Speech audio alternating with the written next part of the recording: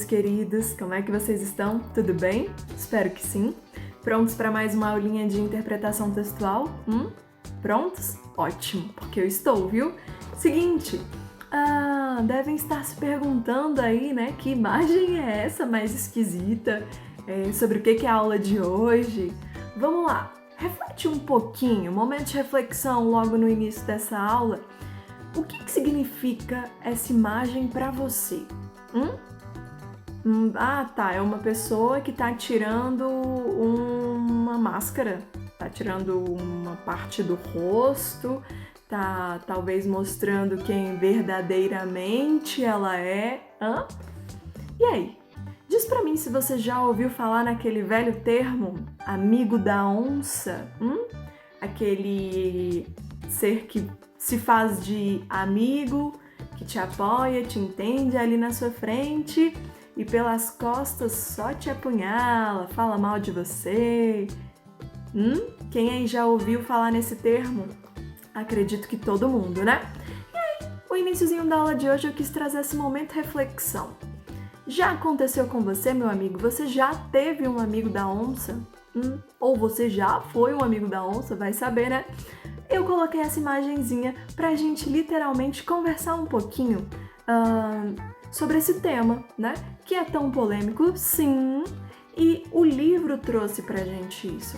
Então eu quero te mostrar, exatamente com essa imagem, sobre a questão do amigo falso, né? Do ato de você confiar em outra pessoa, acreditar em outra pessoa, contar suas coisas e a outra pessoa fazer isso daí, né? Ter uma face falsa para contigo. Difícil a situação, né? Mas vamos seguir. Preparados? Porque eu já tô. Olha aqui, já peguei meu livro, você já pegou o seu? Espero que sim. Estamos indo para nossa aulinha número 7. Eita, hein? Primeira coisa que a gente vai fazer então é a correção, tá bom? Disso daí, desse textinho. Tenho certeza que você fez a leitura do texto todo. E aí na página 127, vou colocar para você. Página 127, ele começa então com a primeira perguntinha. No início do texto, o autor afirma que adolescentes parecem não ter medo. Você concorda com ele, Luiz? Fala aí pra gente, você concorda com o autor?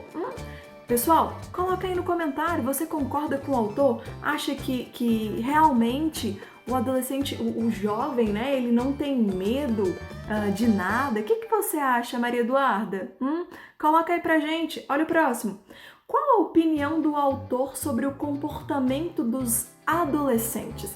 É engraçado porque ele veio citando lá no texto que os adolescentes são loucões, hein? Que agem e como se não houvesse o amanhã, não é isso? Olha 2. O autor dá sequência ao tema destacando 2 fatores que parecem abalar os adolescentes: a solidão e a tristeza. Levante hipóteses. Que razões os levariam a não querer ou não conseguir ficar sozinho? Isso mesmo. Acima de tudo, é engraçado quando você para analisar isso daqui, porque a gente não é acostumado, a gente não deseja ficar sozinho.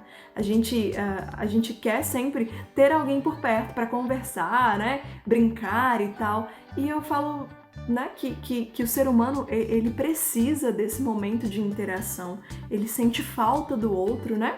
Mas fiquei curiosa para saber as hipóteses que você colocou aí, hein? Como é que você lida com a solidão, senhor Hector? Coloca aí pra mim. O que você colocou no comentário, Pedro Pessoa? Fala pra gente. Quero saber. Coloca nos comentários, tô curiosa. Olha a próxima questão. Questão 3. Por que o autor considera que a sociabilidade excessiva presente nos grupos de jovens é o oposto do que significa a amizade?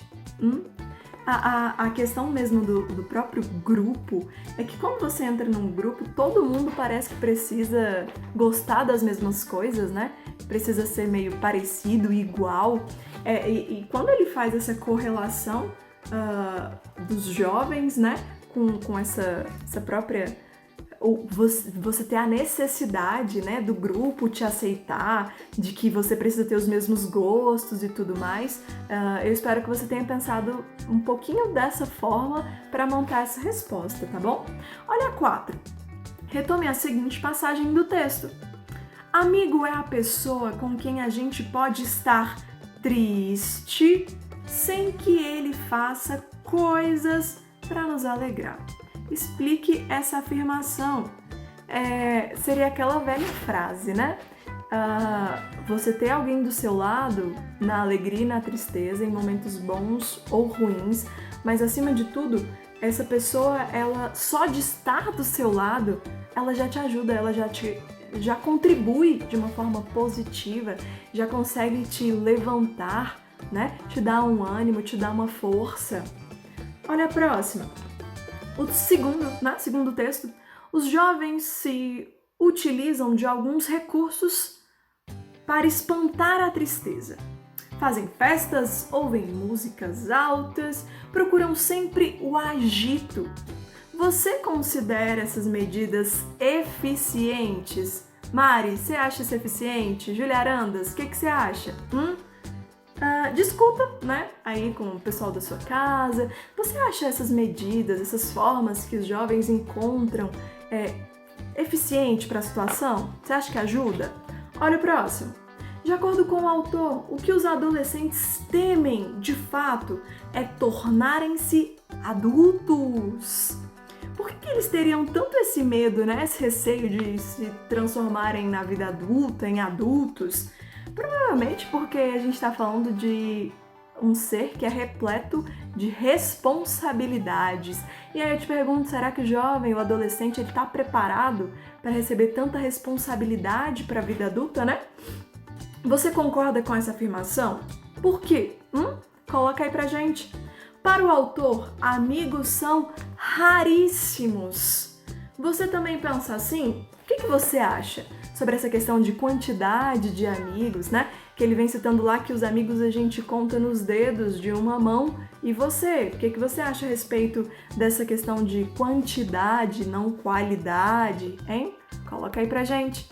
Agora abre pra mim lá no capítulo 7, nada é por acaso, né? Aquela imagem não foi à toa que a gente começou o nosso momento reflexão, tudo bem? Coloquei então pra você aí a abertura do nosso capítulo, certo? Capítulo 7, página 144. E aí a gente encontra um abraço de uma amiga da onça, né? E aí o textinho diz o seguinte: e, de repente, a decepção. Aquele que você considerava amigo lhe dá as costas. Você tentando entender o que fez de errado, até que, finalmente, descobre que o erro não está em você. O pior inimigo é o falso amigo. Perigosos mesmo são os pseudo-amigos, ou seja, amigos falsos, né? Aqueles que te tratam bem e que volta e meia fazem um comentário sobre você maldoso e irônico. Mas não tão maldoso a ponto de chocar. Afinal, é apenas uma brincadeira, né? Será que você perdeu o humor? E aí ele vai dando uma continuidade. E quando a gente para refletir sobre o assunto, a palavra é realmente essa, né? Decepção com o outro. Com você confiar em outra pessoa e ela falar mal de você, né, amigo? Responde as questõezinhas aí embaixo, por favor. E aí o nosso próximo texto, da página 146, tem como título O Amigo das Horas Más. É um texto bem chocante, assim, quando a gente para perceber que realmente existem pessoas desse tipo, sim, meu amigo. Viu? Vamos lá! A história começou quando perdi a eleição na sociedade científica de que faço parte. Senti a injustiça. Sempre fora um defensor daquela instituição. Sacrificava meus interesses só pelo interesse da associação. E haviam vencido contra mim. Os que vinham de fora, os que nada fizeram de concreto para casa.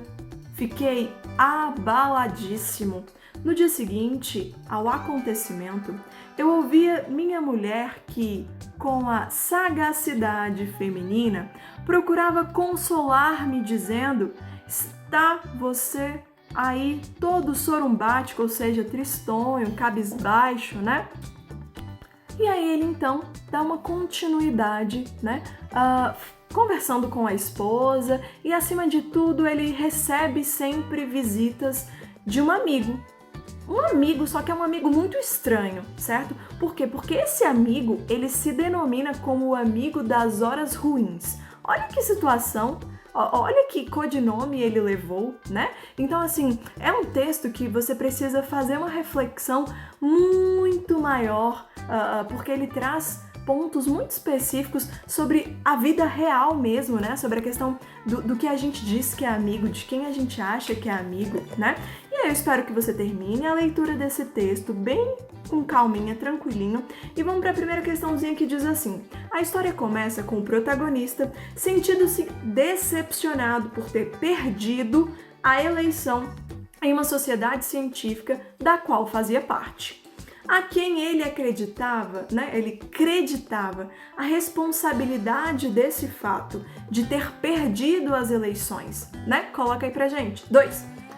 No dia seguinte, notando o marido muito abalado, a mulher dele logo tentou consolá-lo.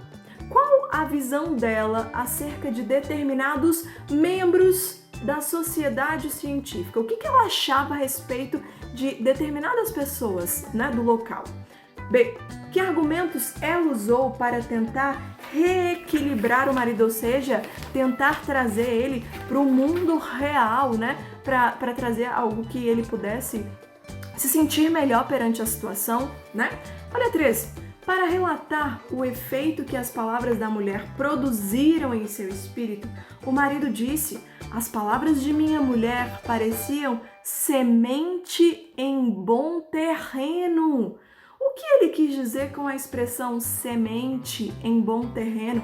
O que isso significa? Coloque aí. 4. Após a conversa com a esposa, um colega do marido chegou à casa. Mesmo antes de saber o que ele diria, alguns sinais citados pelo narrador revelam que não seriam boas novas. Quais foram esses sinais citados pelo próprio narrador ao decorrer do texto que indicam que era algo mais pesado, mais sombrio da história? Coloca pra gente. 5. Ao dirigir-se ao colega que perdeu a eleição, o homem visitante empregou a palavra golpe. Que efeito o emprego dessa palavra causou ao protagonista, o termo golpe? B. Por que o protagonista reagiu dessa forma que você colocou aí em cima? O que aconteceu? 6. O colega, visitante, enfim, apresentou-se como o amigo das horas más. Que sentido ele próprio agregava a esse título? Ele mesmo deu um sentido para esse termo, né? E que sentido foi esse que ele utilizou para comentar sobre como era um amigo das horas más? Olha, 7. Ao acompanhar o protagonista no trabalho, o amigo das horas más mencionou o caso de um amigo que, em situação similar do protagonista, não aguentou a pressão e suicidou-se. Esse comentário, você acha que foi adequado perante a situação? Alguém citar algo do tipo para um amigo, né? Um amigo que está ali tristonho perante a outra situação que aconteceu? Falar sobre isso? Diante do constante comportamento negativista do amigo das horas más, a que conclusão chegou o protagonista? A que conclusão chegou ele diante, literalmente, de verificar que ele estava ali perante a um outro ser que só falava coisas ruins, só aparecia em momentos ruins? O que ele tirou de conclusão? E aí eu te pergunto, o que você tirou de conclusão do texto, dessas situações? O que te agregou conhecimento, né? Perante a todos esses pontos específicos? Conta pra mim. Pessoal, eu vou ficando por aqui. Faça o exercício com calma, leia o texto quantas vezes for necessário, utilize seu marca-texto para os pontos específicos, Vai puxando aí, ó, uma chave, um colchete de tudo que você tirou como conhecimento para a sua vida, hein? Um grande beijo, até a próxima aula, hein?